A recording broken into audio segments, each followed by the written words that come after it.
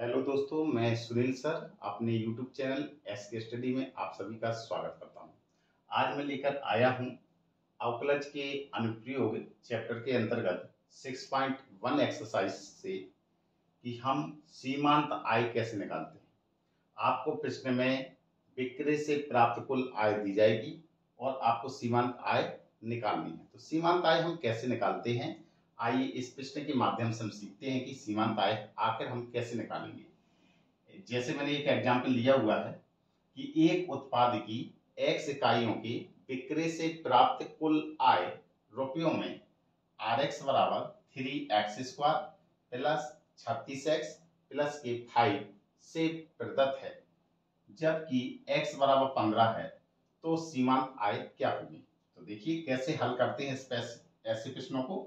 सबसे पहले जो आपको आय दी जाती है उस फलन को आप उतार देते हैं। तो क्या है आपका Rx, ये आपका आय है और आय कितनी दी गई है 3x² प्लस में 36x प्लस में 5। ठीक है, अब आपको सीमांत आय निकालनी है। ये आपको क्या दी गई है, आय दी गई है। लिए अब आपको सीमांत आय निकालनी है तो लिखेंगे सीमांत आय, और सीमांत आय को कहते हैं एम आर। ठीक है, एम आर आपको निकालना है और किसके सापेक्ष निकालना है, at of the point x बराबर 15 मान के लिए सीमांत आय निकालनी है। तो हम कैसे निकालेंगे, सीधी सी बात है, सीमांत आय आय का क्या होती है, अवकलज होती है। अगर हम आय का x के सापेक्ष अवकलन कर देंगे तो हमें क्या प्राप्त हो जाएगा, सीमांत आय प्राप्त हो जाएगी। ठीक है, तो सीमांत आय के लिए हमें क्या करना है, जो दी गई आय है इस समीकरण को पहला समीकरण मानिए और इसका हम x के सापेक्ष अवकलन कर देंगे। तो लिखेंगे समीकरण एक का x के सापेक्ष अवकलन करने पर, तो अवकलन करेंगे तो जी कितना हो जाएगा r डैश x, या इसी को हम कहते हैं सीमांत आय। और सीमांत आय को क्या कहते हैं, एम आर कहते हैं। ठीक है, या इसी को r डैश x कह सकते हैं, बराबर x के सापेक्ष अवकलन करना है तो x² का अवकलन करेंगे तो x² वाला स्क्वायर कहाँ चला जाता है, आगे, तो 2 का गुणा 3 में करेंगे 2 3 6 और कितना आ जाएगा x प्लस x 36 तो कांस्टेंट है तो 36 ज्यों का त्यों आएगा, x का अवकलन करेंगे तो कितना आता है 1। ठीक है, और प्लस में 5, 5 एक कांस्टेंट है, कांस्टेंट राशि का अवकलन करते हैं तो इसका कितना मान आता है 0। कितना आ गया जी, 6x आया और प्लस में ये 36 आया और 0 से कोई लेना देना। ये हम r डैश x भी लिख सकते हैं या एम आर। एम आर को ही हम क्या कहते हैं, सीमांत आय। और हमें कितना निकालना है, at of the point x बराबर 15 मान के लिए निकालना है। तो बस कुछ नहीं करना है, x की जगह 15 मान रख देंगे, बस इसको हल कर लीजिए। 15 छिक्का कितना हुआ 90 और प्लस में 36, हल करेंगे कितना आ गया 6, 9 और 3 कितने होंगे 12। किस में लिखा हुआ है, रुपए में, तो यहाँ पे आप आंसर लिखेंगे रुपए। बस यही आपका क्या है, आंसर है। तो आपने देखा कि बहुत ही आसान सवाल होते हैं इस तरीके के कि जब भी एक उत्पाद की x इकाइयों की विक्रय से प्राप्त कुल आय दी जाए और सीमांत आय निकालनी है तो हमें क्या करना है, आय का x के सापेक्ष अवकलन कर देंगे तो हमारा क्या आ जाएगा, सीमांत आय हो जाएगी। ठीक है, अब जिसके सापेक्ष कहा गया उसी के सापेक्ष अवकलन करना है। यहाँ x लिखा हुआ है तो x के सापेक्ष अवकलन करना है, y लिखा होता तो y के सापेक्ष अवकलन करते।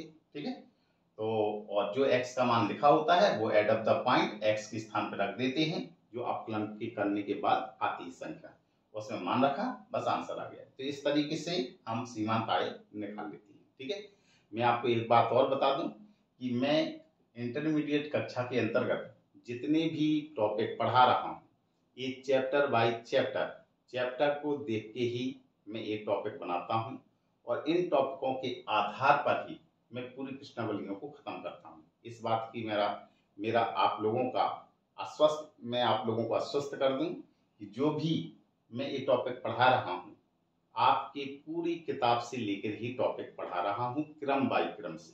ठीक है, इन टॉपिकों को अगर आप पढ़ लेंगे तो मेरी गारंटी है कि आप अपने यूपी बोर्ड का पूरा संपूर्ण कोर्स आप किताब का समाप्त कर लेंगे। ठीक है, तो इसको आप लोग उतार लीजिए।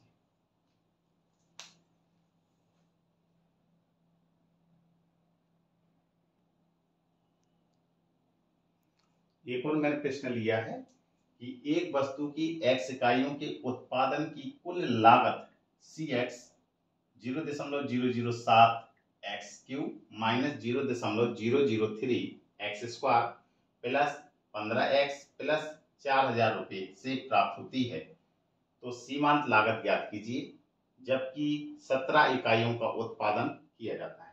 अब देखिए, इस टाइप का सवाल हो कि आपको कुल लागत दी जाए और आपको सीमांत लागत ज्ञात करना है, तो आपको कैसे लगाना है? टू कॉपी वैसे ही लगाना है जैसे आपको उसमें कुल आय दी जाती थी और हमें सीमांत आय निकालनी होती थी, तो हम क्या करते थे? आय का x के सापेक्ष अवकलन कर देते थे, तो हमारा सीमांत आय निकल के आ जाती थी। इसमें क्या है कि कुल लागत आपको दी गई है, आपको सीमांत लागत निकालनी है, तो बस नाम अकेले चेंज कर दिए, लागत, आय की जगह लागत शब्द कर दिए, लेकिन लगाने का तरीका टू कॉपी एक ही है। क्या करना है? कुल जो लागत दी गई है उसका हम x के सापेक्ष अवकलन कर देंगे, तो x के सापेक्ष अवकलन करने पर जो मान आता है वही आपकी सीमांत आय है, सीमांत लागत है। ठीक है, तो चलिए कैसे हल करते हैं। हल करने के लिए सबसे पहले जो दिया गया फलन है यानी कि कुल लागत लागत को क्या कहा गया है? CX, और CX कितना लिखा हुआ है? 0.007 x³। अब x से स्मॉल में लिख लीजिए या कैपिटल, यहाँ कैपिटल लिखा है तो कैपिटल में लिख दीजिए। ठीक है, माइनस में 0.003 x² प्लस में 15x और x और प्लस में कितना हो गया? 4000। ये रुपया में लिखा हुआ है। बस आपको सीमांत लागत निकालनी है, तो सीमांत लागत के लिए क्या करना है? हमें लिखेंगे सीमांत लागत, तो सीमांत लागत को कहते हैं MC और इसी को हम कहते हैं C-X। ये आपको निकालना है। ठीक है, तो चलिए, और किस पॉइंट पे निकालना है? 17 इकाइयों का उत्पादन यानी x बराबर 17 पे मान निकालना है। ठीक है, तो जो आपको दिया जाता है पहले सबसे पहले उनको उतार लिया जाता है। अब प्रश्न को आगे बढ़ाते हैं। जो आपको लागत दी गई है उसको समीकरण नंबर फर्स्ट मानेंगे, लिखेंगे समीकरण 1 का x के सापेक्ष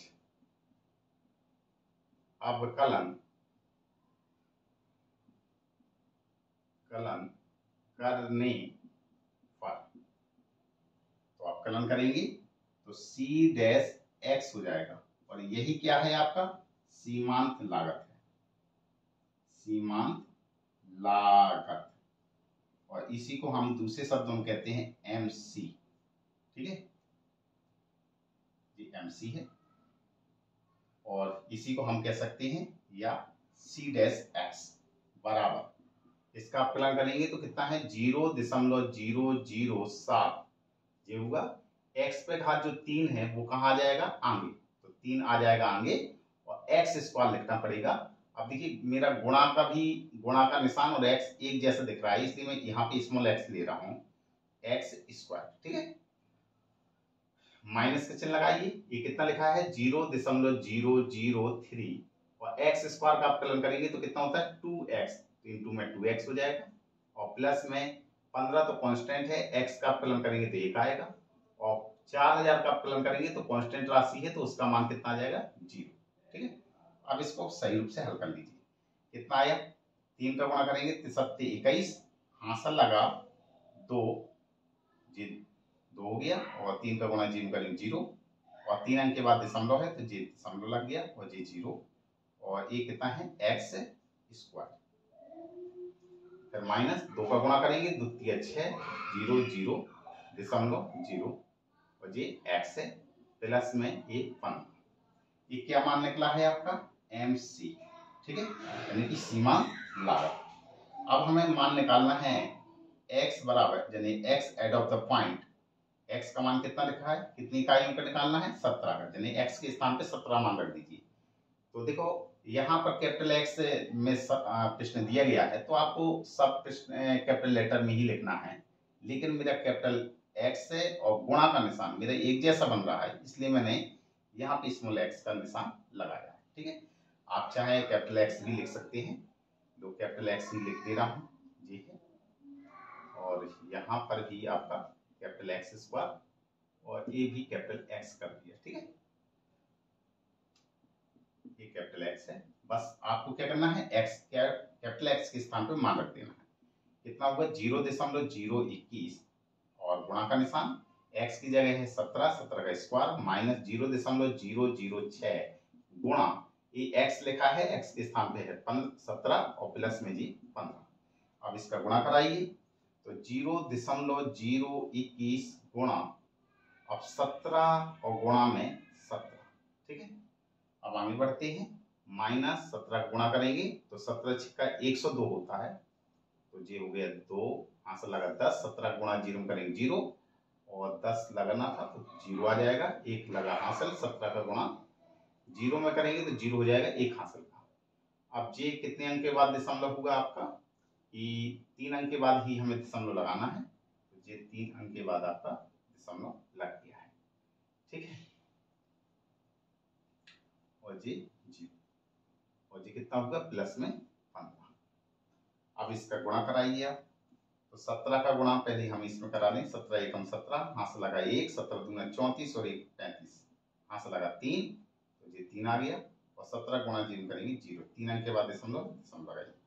अब इस 17 का गुणा कराना है, तो 17 एकम 17, हाथ से लगे 1 और 17 एकम 17, 17 का 7 आएगा, 1 हासिल आ जाएगी, तो यहाँ गलत तो नहीं किया मैंने, 17 का गुणा 1 में करेंगे तो 17 एकम 17 और 17 की आएगी 7, हासिल लगा 1, हाँ गलत कर रहा था, 7 दूनी 17 दूनी 34, 34 और 1 कितना होगा 35, हासिल लगा 3, 17 गुणा 0 करेंगे 0 और ये 3 हासिल का तो 3 किया गया। अब गुणा कराइए, 17 सत्ते कितना हो गया 119 और 119 में आता है 9, हासिल लगा 11, 17 5 85, 85 में 11 जोड़ेंगे तो 86 10 96, हासिल लगा 9, 17 3 51, 51 और 9 60 हुआ, और के के बाद दशमलव 1 2 3, क्लियर।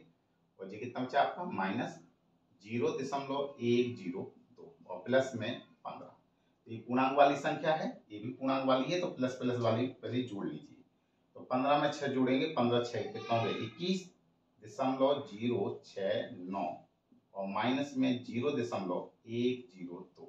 अब इसको घटा लीजिए, तो दशमलव के बाद 3 अंक है, दशमलव के बाद यहाँ पर भी 3 अंक है, तो कोई दिक्कत नहीं घटाने में। 9 में से 2 गया कितना बचेगा 7, ये 6 में से 0 गया तो 6 आ जाएगा, और 0 में से 1 गया 10, तो 0 में से 1 जाएगा नहीं, तो 10 में से 1 गया कितना बचेगा 9, दशमलव लगाया, ये कितना बचा है 20, तो 20 में से 0 गया 20, बस इतना आया। और रुपयों में है क्या, हाँ रुपये में, तो इतने रुपये आया, बस यही आपका क्या है आंसर।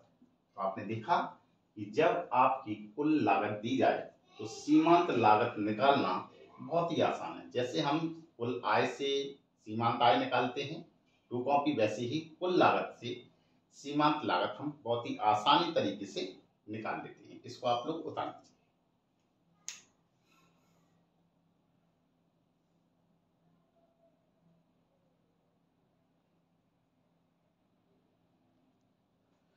देखिए एक और एग्जाम्पल लिया हुआ है कि कुल आय दी गई है और आपको सीमांत आय निकालना है, तो मैंने कुल आय लिख ली है। अब इसका x से सापेक्ष अवकलन करने पर तो ये आपका क्या होता है सीमांत आय होती है, तो mr हो गया, mr बराबर d/dx और जो फलन दिए वो उतार लीजिए। इसका x से सापेक्ष अवकलन करेंगे तो 13 और x स्क्वायर का करेंगे तो 2x, यहाँ पे 2x प्लस में 26, x का फलन 1 होता है और कांस्टेंट का 0, 13 दूनी कितना होगा जी 26x और प्लस में 1 26।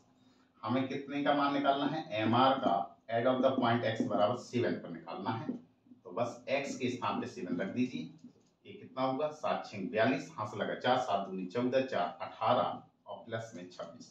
इसको जोड़ेंगे 6 और 2 8 और ये कितना होगा 18 2 20, इतने रुपए।